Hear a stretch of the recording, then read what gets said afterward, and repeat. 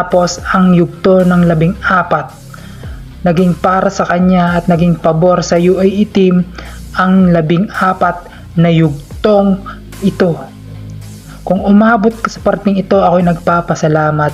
Siyempre sa iyo, please consider to like and follow. Subscribe nyo rin ako sa YouTube channel. Kita-kits tayo bukas. Peace.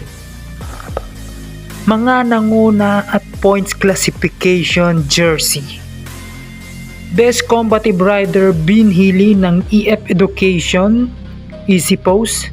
Siyempre, stage winner natin na si Tadej Pogacar. Ang pinakabata natin, Best Young Rider na white jersey wearer Remco Evenepoel nananatili. KOM points classification, Tadej Pogacar,